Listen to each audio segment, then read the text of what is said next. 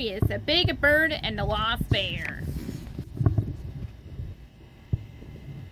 One of Radar's button eyes hung loosely on a piece of thread. His coat was dirty, and a bit of stuffing was coming out of one of his ears. "You don't look very well," Big Bird said as he carefully tucked his blanket around the little bear.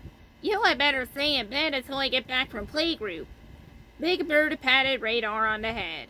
Then he waved goodbye and hurried to playgroup. It was a busy morning.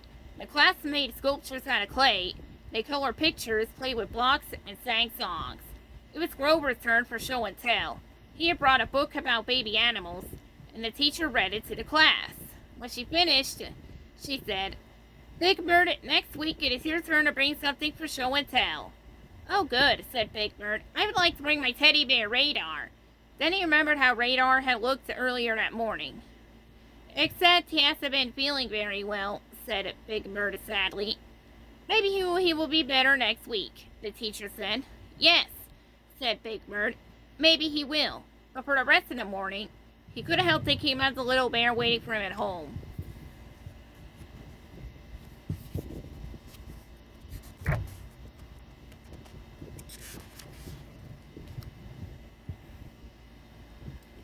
When Big Bird got home from playgroup, he called out, "Radar, I'm back." But Radar wasn't there. Big Bird looked under the blanket. "I'm sure I left him there," said Big Bird, scratching his head. He looked in the nest again. He looked in his toy box and every drawer in his dresser. He looked on top of things and behind things and under things, but he couldn't find Radar. Big Bird was worried. "Where could he have gone?" he said. He thought about Radar's button eye hanging on a piece of thread and the stuffing coming out of his ear. "That bear is in no shape to leave the nest. If I have to search every inch of Sesame Street, I will find him," said Big Bird.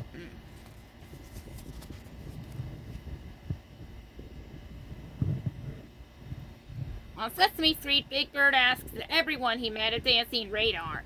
He asked the mail carrier, the garbage collectors, and the truck driver, but every answer was the same, and that answer was no. No one had seen Radar. Big Bird did not give up. He asked at Oscar, Ernie, and Bert. He asked at Hooper's store and at Lewis's Fix-It shop.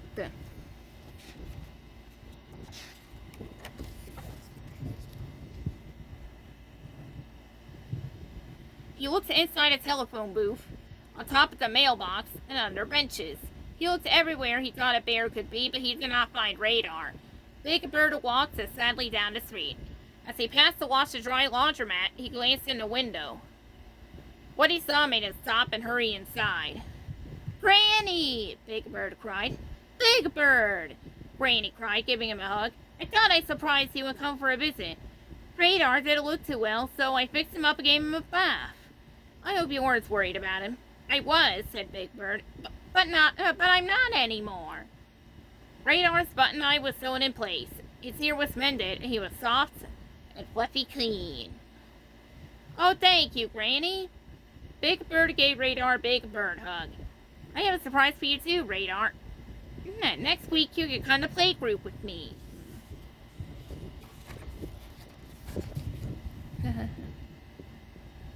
The end.